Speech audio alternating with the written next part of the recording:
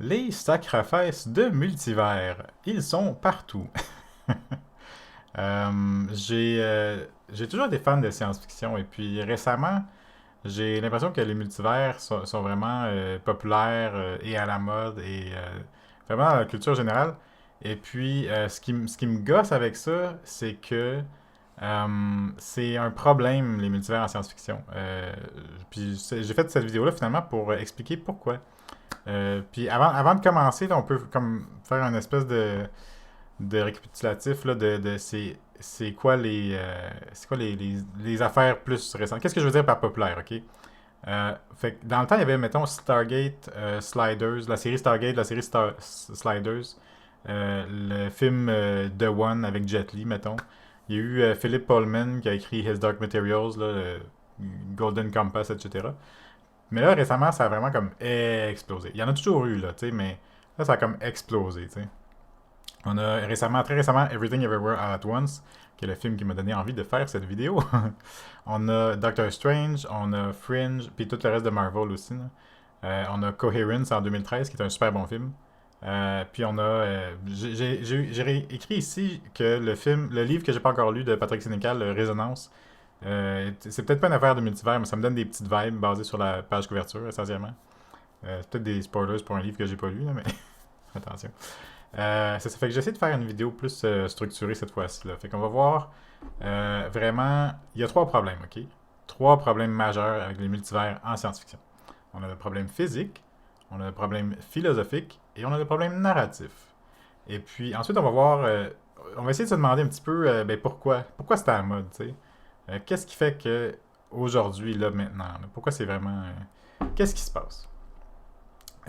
Et puis, ah d'ailleurs, ça c'est une vidéo qui va concerner peut-être plus les films que les livres. D'habitude, j'essaie d'être plus au niveau littéraire, là, mais là, j'ai beaucoup plus de facilité à trouver des exemples au cinéma qu'en littérature. Mais si vous connaissez des livres de multivers, là, je suis très ouvert. J'en connais certains, mais il y en a vraiment pas autant. Là, fait que je me concentre plus sur les films pour cette vidéo aussi, mais le principe tient la route, évidemment, dans les livres. Les livres sont pas mieux que les films là-dessus, là, certainement. Allons-y, allons-y. Hein. Le problème physique. OK. Le problème physique, là, j'ai l'intention de faire une preview de la vidéo, là, de faire une icône de. Je sais que ça dise ça n'existe pas, ok, mais j'ai été obligé de mettre probablement un point d'interrogation là-dessus parce que le problème physique des multivers, ça vient d'où en fait, c'est ça. Ça vient d'où les multivers, univers parallèles, tout ça. Ben, ça vient de la physique, en fait. C'est pas une idée qui est venue de nulle part, là, quoique je suis sûr que ça a été imaginé il y a très très longtemps, mais euh, récemment, là, la vision moderne, ça vient vraiment de la physique. Là. C'est pour résoudre un problème, si on veut, de longue date là, en physique quantique, ben, de longue date du 20e siècle. Un problème de physique quantique, c'est qu'est-ce qui arrive là, quand la, bon, là, je vais le vulgariser parce que, de un, je suis pas physicien, puis de deux, je pense pas que ça vous intéresse tant que ça. Mais bref, c'est qu'est-ce qui arrive quand l'incertitude est résolue, dans le fond. Dans le sens que, par exemple, le chat d'Eisenberg, là, bon, c'est l'expérience parce qu'il il est vivant et mort à la fois, et puis ça se peut pas. Eh bien, qu'est-ce qui arrive, en fait, quand cette mesure-là est effectuée, tu sais? Est-ce que c'est l'interprétation un petit peu classique là, qu'on appelle de Copenhague? Est-ce que dans le fond, la réalité se, comment dire ça, se corrige, si on veut, pour avoir toujours été le choix qui a été détecté? Ou ou est-ce que au contraire, il y a un univers dans lequel où il y a un univers dans lequel c'est arrivé? Est-ce que chaque possibilité crée son propre univers? Qui est l'interprétation des mondes multiples. Là. Ben, en anglais, c'est Many World, là. Je sais pas pour le français, mais il me semble que c'est monde multiple. Puis fait que ça vient de là, dans le fond. Fait que ça vient de là du fait que il y a la théorie des mondes multiples est sérieuse et véhiculée là, en physique, à ce que je sache. Parce que moi, quand j'ai eu l'idée de faire cette vidéo-là, c'était quand je me suis dit, ben ça n'existe pas les multivers, tu sais, ça n'existe pas les univers parallèles, là, c'est juste une réalité mathématique, là, tu sais. C'est juste comme les chiffres négatifs, tu sais, c'est comme, ça marche sur papier, ça marche pour faire des formules mathématiques, tu sais. Mais c'est pas une réalité, là. Tu sais, tu peux pas te promener, tu peux pas te trouver un autre univers, tu sais. Et puis après ça, dans mon dans ma comment dire ça, dans mon puits sans fond de recherche pour cette vidéo-là, j'ai écouté entre autres des vidéos là, là je vais le dire, j'essaie de le dire carrément, là, c'est Zabina Hassenfelder. Donc elle a fait des vidéos de vulgarisation scientifique et elle parle de multivers et elle dit il y en a qui y croient, puis il y en a qui y croient pas. Ça, c'est chez les physiciens, là, tu sais. Puis parmi ceux qui y croient, il y a des noms comme Stephen Hawking, tu sais. Puis là, t'es comme, ouais, je suis pas plus smart que Stephen Hawking l'était, tu sais. Mais, c'est ça le problème, en fait. Le problème physique, c'est pas que c'est littéralement impossible. Parce que là, encore une fois, on parle de science-fiction, là, tu sais. On parle pas de juste physique ici, là, on parle de, c'est quoi le lien avec la science-fiction? C'est que, en science-fiction, on veut que notre science soit plausible, tu sais. Pas possible nécessairement, mais plausible d'un niveau où est-ce qu'on peut y croire, tu sais. Puis ça c'est comme le problème en fait de la science-fiction un peu dur là, c'est où est-ce que ben la science c'est toujours en train d'évoluer, tu sais. Fait que dans le temps, on parlait d'aller sur la lune puis d'y rencontrer des petits hommes verts, tu sais. Aujourd'hui, on fait plus de science-fiction qui parle d'aller sur la lune parce qu'on sait qu'il n'y a pas de petits hommes verts en général. Et puis ben, de la même façon avec les multivers, c'est que on, on a le problème que c'est pas quelque chose qui est testable, en fait. C'est ça. Ben, c'est ça. Là, je parlais de sur la Lune, ben, on est allé sur la Lune, tu sais. Puis il y a d'autres trucs de physique, justement, qui sont comme peut-être pas testables, mais qui sont un petit peu plausibles, ou on peut croire que ce serait possible un jour, tu sais. Comme les fusils laser, les sabres laser, les boucliers laser, les canons laser. On aime bien les lasers. Mais tu sais, c'est ça, le voyage interstellaire, tout ça. C'est pas qu'on le sait que c'est possible, c'est qu'on peut croire que ça se pourrait un jour, tu sais, pour la majeure partie du temps. Mais des fois, il y a des choses c'est plus du côté ça se peut pas, là, tu sais, comme les pouvoirs psychiques, tu sais, dans les psioniques, là, les pouvoirs psioniques dans la science-fiction. Bon, tu sais, on y va comme si c'était le cas, là, mais bon, c'est quand même plus du côté fantasy de la science-fiction, tu sais. Puis moi, ça me dérange pas, tu sais. La fantasy et la science-fiction, là, je vais faire une vidéo, là, c'est la même chose, ok? C'est pratiquement la même chose. Là, attention, controverse. Mais le problème des multivers spécifiquement, c'est que si on peut y croire, puis on peut ne pas y croire, puis on n'a pas de manière de prouver une théorie ou l'autre, on n'a pas aucune expérience, là. Il n'y a aucune façon de tester que c'est réel ou que c'est faux, en fait. C'est pas falsifiable. Ben, quand on arrive devant quelque chose de pas falsifiable, ben, c'est vraiment justement, c'est plus une question de science, justement, c'est une question de croyance, tu sais. Puis moi, j'en ai des croyances, là, tu sais, moi, je suis quelqu'un de relativement spirituel, ou je l'ai déjà été. Mais, tu sais, ça fait pas de la science-fiction. Quand on parle de croyance, ça fait de la mythologie, ça fait du fantasy, ça fait de la, là, je veux pas dire de la théologie, là, mais des histoires où est-ce qu'on s'en va rencontrer des dieux, c'est pas de la science-fiction. OK? Sauf quand c'est justement de la subversion. T'sais. Sauf quand c'est les histoires qui disent ah ben tu sais les dieux c'est pas vraiment des dieux. Comme Philip Pullman, His Dark Material, ça ressemble à ça un petit peu. Puis Stargate, il y a les Goa'uld dans Stargate, c'est pas des dieux, tu sais. Fait que ça, on peut parler de mythologie en science-fiction, mais en réalité, si on essaye, si c'est diégétique, là, le côté qui serait seulement une croyance dans la vie quotidienne. Donc si je fais une histoire qui dit que je m'en vais raconter Dieu, ben, tu sais, c'est le fun, c'est du fantastique, c'est de la fantasy, c'est vraiment le fun. Mais de là, appeler ça de la science-fiction, le côté science, il est pas là. Puis ce qui me dérange, c'est que on a l'impression qu'il est là, tu sais. On a l'impression qu'il est là, mais tu sais, c'est le problème de. C'est le problème qu'on va appeler épistémologique. Là, je veux vraiment pas vous perdre, là, parce que je veux vraiment garder ça simple, là, parce que je sais que c'est pas ça le but ici, mais c'est le problème épistémologique l'épistémologique, c'est comment qu'on sait les choses, dans le fond, tu sais. Puis, ça me fait penser à Thomas Kuhn, justement, qui disait, qui parlait dans ses révolutions des théories scientifiques. Restez avec moi, suivez-moi.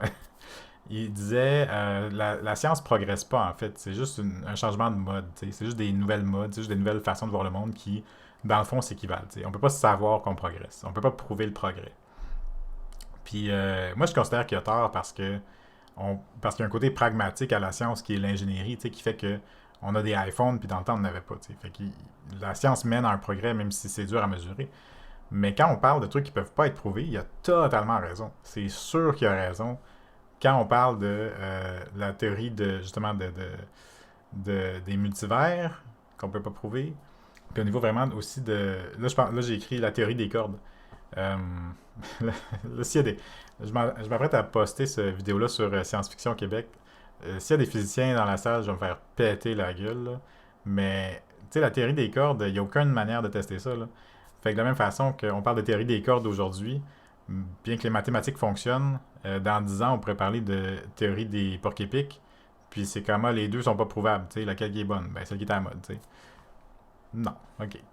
Euh, fait qu'il y a de ça. Fait que c'est ça le problème physique, dans le fond, là, derrière les multivers, c'est que on peut pas prouver que ça existe, puis on peut pas tester. Fait que c'est un problème épistémologique, dans le fond, qui fait que le côté plausible de l'histoire marche juste si tu le sais pas. Si tu sais pas, si tu connais pas la science, si tu connais pas ben tant qu'à moi, là, tu sais. Parce que même si tu y crois, ça reste une question de croyance, tu sais. Moi, je vais pas faire je vais pas écrire un livre sur, tu sais, Bouddha puis dire que c'est de la science-fiction parce qu'ils ont réincarnation, tout ça. Bref, ok. Bref, c'est ça le problème physique. Le deuxième problème ici, euh, oh boy, là, je vais me faire péter la gueule, par les philosophes maintenant. C'est le problème philosophique, dans le fond. C'est le problème philosophique des multivers, ok? Puis ça, encore une fois, c'est lié à la science parce que c'est, tu sais, la science-fiction, il y a de la science là, quelque part. Le problème philosophique, c'est que la vision des multivers, là, c'est très, très subtil et sous-entendu, mais c'est pratiquement partout. Dans pratiquement tous les multivers, ok? Toutes les idées de multivers qu'on a, c'est basé en fait non pas sur le hasard, en fait, mais plutôt sur les choix, OK? Puis ça, c'est le cas dans Everything Everywhere All at Once. Ça, c'est 100% le choix. Là, leurs univers sont créés quand quelqu'un fait un choix, tu sais. Mais ça, c'est pas juste ce film-là. Là. C'est vraiment, là, même ceux qui le disent pas, ça a souvent tendance à être sous-entendu que qu'est-ce qui crée une nouvelle réalité, OK? C'est le libre arbitre dans le fond. C'est le choix, le fait que tu es obligé d'avoir un choix, ça veut dire qu'il faut qu'il y ait un libre arbitre quelque part, puis ça veut dire que les deux doivent aller chacun de leur bord. Tu sais. C'est pas tant dépendant de ça que c'est comme une croyance profonde qui est comme imbriquée dans tout ça. Tu sais. Mais quand on parle de la théorie justement des mondes multiples qui est sous-tendue par Stephen Hawking, là, ben il parle pas de libre arbitre. Là. En physique, c'est pas ça l'idée. Là. C'est pas comme on va faire un choix. En physique, c'est il y a une infinité ou presque de mondes parce qu'il y a une infinité ou presque d'intrication quantique qui est toujours résolue de façon constante, là, essentiellement. Euh, donc, le libre arbitre est comme une insertion, je vais pas dire perverse, mais vraiment, c'est vraiment ça vient de la psychopop essentiellement. Honnêtement, là, tant qu'à moi, là. Oui, pas ça vient, mais ça revient à de la psychopop un petit peu. Là. Dans le sens que on essaie toujours d'insérer des préoccupations psychologiques ou des préjugés, en fait des préjugés psychologiques, psychophysiologiques. La façon qu'on pense que l'univers fonctionne est largement basée sur nos biais par rapport à ce qu'on pense, comment on pense que l'humain fonctionne. Tu sais. Fait que si on croit dur comme fer qu'il existe un libre arbitre, ben logiquement, les multivers, c'est basé sur le libre arbitre. Parce que qu'est-ce que ça voudrait dire sinon si tout est juste du hasard puis que tous les univers sont possibles, ça veut dire que le libre arbitre est pas un libre arbitre. C'est juste un. C'est même pas un choix, là. C'est juste un spectre continu d'univers. Ne pas mettre ma main devant le micro. C'est juste un spectre continu d'univers dans lequel tout est arrivé. Donc, c'est pas du libre arbitre. T'sais. Puis de cette façon-là, justement, il y a une grosse différence entre ce que j'appelle les multivers à la Marvel, à la Everything Everywhere All at Once, puis vraiment les univers parallèles. T'sais. J'avais dit dans. C'était quoi déjà? C'était pas Sliders. Il y a certaines œuvres là, où est-ce que vraiment les univers parallèles sont pas liés, là, sont pas connectés, si on veut. Ils sont pas des variations les uns des autres, tu sais. Mais même eux autres, il y a souvent le sous-entendu, là, en fait, qui sont des variations, mais c'est juste des variations très éloignées les unes des autres, tu sais. Donc c'est ça. Ça me fait penser au principe de certitude d'Eisenberg, là, qui veut que, mettons, puis là, encore une fois, je vais vulgariser, je ne suis pas physicien, qui veut que pour une particule subatomique, je pense, on peut pas savoir le spin et le momentum d'une particule subatomique. On peut pas savoir les deux, on peut juste mesurer un des deux, tu sais, puis déduire l'autre. Euh, Puis il y a quelqu'un qui utilisait ça pour dire dans un livre d'histoire en psycho, tu sais, en psychologie, pour dire, ben ça prouve le libre arbitre, tu sais. Euh, pour ceux qui sont pas au courant, vous n'êtes pas une particule subatomique, hein? Donc, il y a peut-être un lien à faire, mais c'est surtout, c'est de la pseudo, tu sais, c'est de la psychopop, là. Puis même, c'est plus que de la psychopop, là, on tombe dans la pseudo-science, tu sais. Fait que c'est ça le problème philosophique, dans le fond, des multivers, c'est que ça repose sur des préjugés psychologiques qui reviennent à la psychopop ou bien aux mythologies populaires. Là, dans le fond. Puis vous avez le droit d'y croire au libre arbitre. T'sais, moi j'y crois, là, on peut y croire. Mais ça n'a aucun lien avec le fait qu'il y a plein d'univers parallèles potentiellement. Euh, Désolé. Hmm. Là, parce que j'avance dans la vidéo puis je me dis ah ouais, le monde va être vraiment motadine quand ils vont voir mon vidéo. Mais je suis désolé si je suis celui qui vous apprend que le Père Noël n'existait pas, mais peut-être qu'il existe. On a le droit d'y croire, comme on peut croire au multivers. Mais ok. Le troisième problème, c'est le problème narratif. Ok. Puis ça, c'est un vrai problème. Là. C'est pas juste une leçon de physique. Là. Euh, Si tous les univers sont possibles, ça veut dire que toutes les solutions sont possibles. OK? Ça veut dire que peu importe qu'est-ce qui arrive, il peut toujours y avoir une solution dans un autre multivers. Pour n'importe quel problème que j'ai, je peux voyager dans un multivers puis aller pogner la solution. Tu sais. Un peu comme ils ont fait en fait dans Avengers. Un peu comme ils ont fait dans Avengers. Mais là, je pense que c'était du voyage dans le temps, mais tu sais, c'est pareil. Là. C'est le même problème. Si tout se peut, ben, ta tension elle repose un petit peu sur rien, tu sais. Parce que là, je me référais ici à la première loi de Sanderson, là, qui est un auteur de science-fiction fantasy ultra connu. Euh, Puis Sanderson, sa première loi, c'est ta capacité de résoudre un problème euh, avec de la magie est proportionnelle à la compréhension qu'a le lecteur de cette magie. Donc, tantôt, je disais la science-fiction puis la fantasy, c'est la même chose. Mais pour Sanderson, c'est la même chose. Pour Sanderson, le côté science là, futuriste dans la science-fiction, c'est juste la magie, mais codée à la dure, là, qui, est,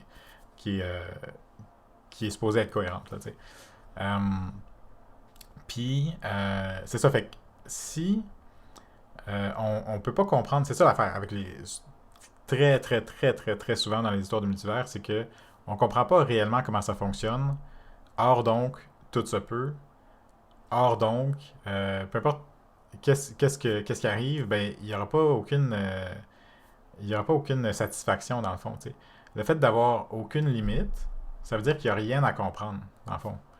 Euh, Ça veut dire que c'est le contraire d'intelligent. T'sais. Ça veut dire que peu importe qu'est-ce qui arrive pour résoudre l'énigme, si ça a un lien avec le multivers, c'est toujours un genre de Deus Ex Machina parce que tu sors toujours ça de ton chapeau dans le fond, là, tu sais.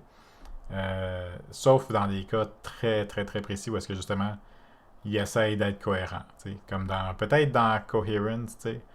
Mais même là, le jeu, c'est de deviner les règles puis pas l'inverse, tu sais. Fait que, ouais. Euh, c'est ça, tu sais. Fait que au niveau narratif, normalement, quand il y a de la magie, on introduit les règles de la magie de façon à ce que quand on résout les problèmes en les appliquant, ben c'est satisfaisant parce que c'est comme tu le sais quelque part au fond de toi que ça c'est possible. Mais c'est comme tricher avec le multivers parce que tout est possible. Fait que soit c'est insatisfaisant ou c'est cheap, tu sais. Un des deux. Tu sais. c'est ce que j'appelle, c'est ça, c'est un wild card, là, tu sais, c'est un joker, là.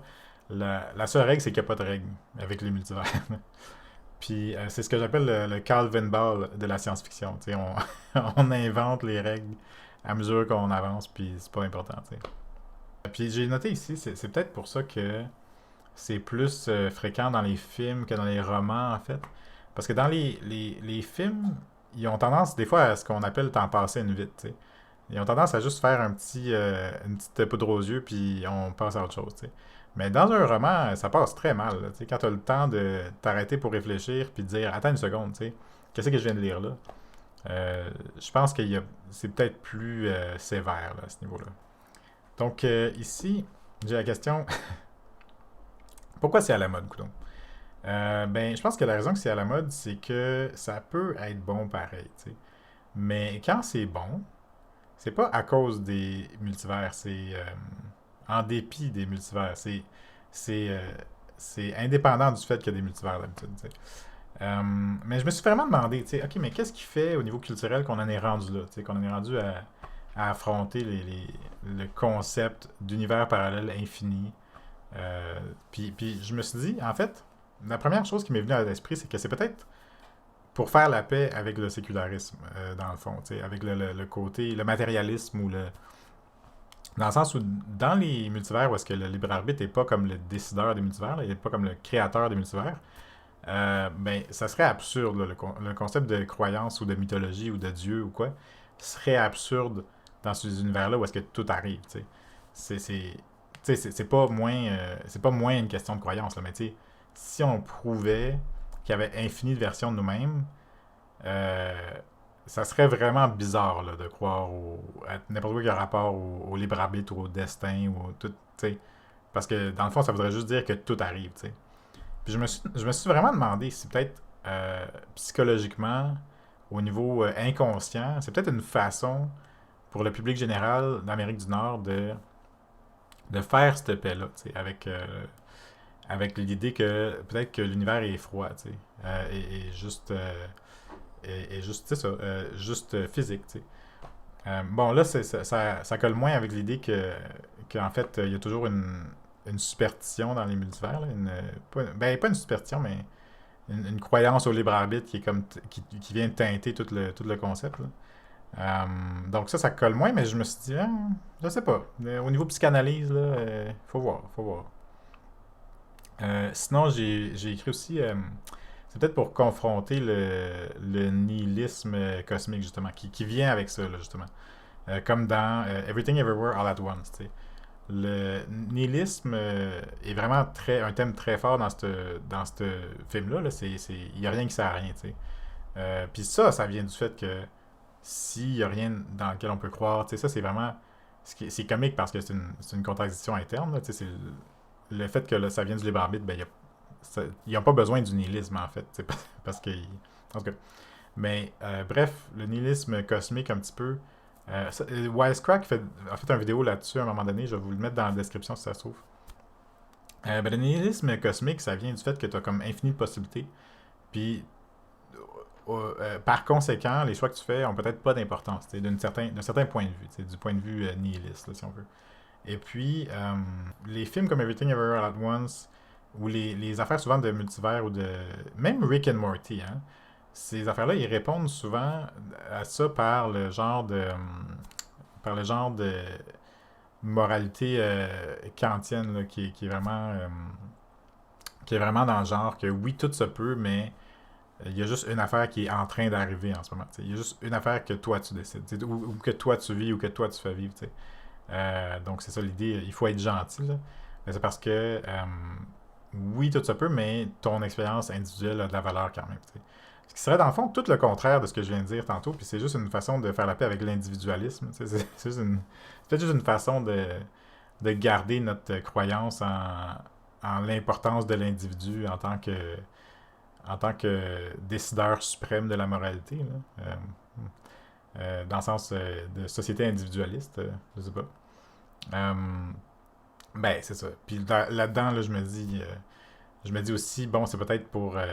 évidemment, tout est toujours pour s'évader, là. Dans la fiction, ça sert à s'évader un petit peu, là, tout le temps, là. Mais là, ici, si on se dit, ah, ben, si il y a infini d'univers, ben, c'est pas trop grave que on est en train de détruire la Terre parce que, dans le fond, il y en a d'autres, genre... pas rationnellement comme ça, consciemment, mais tu sais, peut-être juste essayer de penser à d'autres affaires que nos problèmes actuels. Mais c'est pas juste à d'autres. C'est peut-être que nos problèmes de société sont rendus tellement énormes que la seule façon qu'on peut s'imaginer des mondes meilleurs, c'est des mondes alternatifs où est-ce que c'est pas pareil, tu sais. Parce que la réalité n'est pas la réalité, tu sais. Ça se peut. C'est un peu déprimant comme idée, mais ça se peut, là. Puis c'est d'ailleurs, c'est peut-être un mélange de toutes ces idées-là, là, d'ailleurs. Là. Il n'est pas obligé d'avoir juste une cause à un phénomène. Hein. Surtout pas un phénomène culturel. Puis sinon, c'est ça. J'ai écrit peut-être pour rêver plus grand aussi. Ça, c'est. Parce que l'exemple qui me vient en tête, c'est Worm. Dans la série Worm, le comic web qui parle de super-héros, mais aussi une affaire d'univers parallèle. Une affaire très, très, très présente d'univers parallèle. Ça, c'est un des mondes d'ailleurs où est-ce que les univers parallèles sont pas liés sont pas des variations sur le même univers. Donc ça, c'est intéressant. Mais ça permet justement de se dire, ben, on veut avoir un échiquier plus grand que la Terre. On veut, le monde n'est pas assez grand. Il faut que voyons, notre intrigue elle soit basée sur le fait qu'il n'y a pas juste un univers, mais il y en a plein. Ça, c'est ce qu'ils font dans les comics aussi de Marvel, tout ça. Mais, euh, donc c'est ça. Ben, en termes narratifs, ça peut servir à rêver plus grand. C'est quand même le fun. Okay? Ben, puis quand c'est pour ça, euh, c'est rare. Ben, pas c'est rarement mauvais, mais c'est souvent bon. Tu sais, c'est souvent très très bon. Worm, c'est très très bon. Puis les affaires de Marvel, où est-ce que les multivers euh, sont pas juste comme un monde de plus à sauver, là, les vrais. Tu sais, quand c'est. Il va parcourir le multivers comme dans Deadpool, là, whatever. C'est comme bon, genre. En tout cas, moi j'aime ça. Ou sinon, la dernière idée ici que j'ai, c'est que c'est facile à écrire, en fait. Peut-être que les scénaristes d'Hollywood sont paresseux, puis que mettre multivers, ça donne, c'est le phénomène tout peut arriver, tu sais, fait que ça enlève la rigueur nécessaire dans l'écriture de ton scénario. Ce qui est quand même probable. C'est quand même malheureusement probable. Puis là, j'écris, c'est facile à écrire, mais c'est pas vrai. C'est facile entre guillemets à écrire. Parce que comme on le voit, la- le, le fait qu'un film soit bon ou pas, ça repose pas là-dessus d'habitude. Simplement parce que le film qui sont. Ces temps-ci, les films qui ont des multivers, ils parlent pas de ça réellement. C'est pas là-dessus. C'est pas de ça qu'ils parlent. T'sais. Fait que c'est ça. Puis Marvel, ils ont bien des films très très moyens ces temps-ci. Puis c'est ça. Puis il y a des multivers. Fait que tu te dis, ah, bon, c'est facile à donner l'impression qu'on peut écrire une histoire de multivers, mais en réalité, je pense pas plus facile que n'importe quoi d'autre. Fait que je pense que c'est juste peut-être un petit raccourci narratif ou ludique ou c'est populaire, c'est ça. Un mélange de tout ça, si ça se trouve. C'est ça. Euh, Fait qu'en conclusion, c'est ça, je veux pas être trop méchant, là, tu sais. Ça peut être bon, ok? Une œuvre peut être bonne, même s'il y a un multivers. Everything Everywhere All at Once, c'est super bon, ok? Philip Pullman puis ses mondes parallèles, c'est super bon. Quoique, bon, en tout cas, c'est super bon. His Dark Materials, là, c'est ultra très bon. Euh, Puis, tu sais, il y en a d'autres, là. L'épisode de Stargate avec des multivers, c'était super bon. C'est, ça se peut que ce soit bon, là, mais c'est ça. Quand c'est bon, c'est bon d'habitude pas parce que il y a un multivers, mais parce que il y a des dynamiques intéressantes qui viennent pas vraiment de ça dans le fond, mais qui sont un petit peu thématiquement liées. T'sais. Fait que, autrement dit, c'est souvent bon, même s'il y a un multivers, mais c'est rarement bon parce qu'il y a un multivers. T'sais. Fait que, voilà. Coudonc. Donc voilà, n'hésitez pas à commenter avec votre théorie, votre interprétation de Copenhagen ou des mondes multiples, votre préférence, c'est ça, vos insultes ou quoi, là, vos idées sur tout ça. Euh, Puis c'est ça, évidemment, là, vous inscrire, tout ça. Mais je veux juste dire encore une fois que j'ai parti récemment la communauté de Air Science-Fiction Québec. Et puis on est rendu à 100 membres. Puis je suis très heureux, là, très très très content d'avoir du monde avec qui parler de ces affaires de geek là.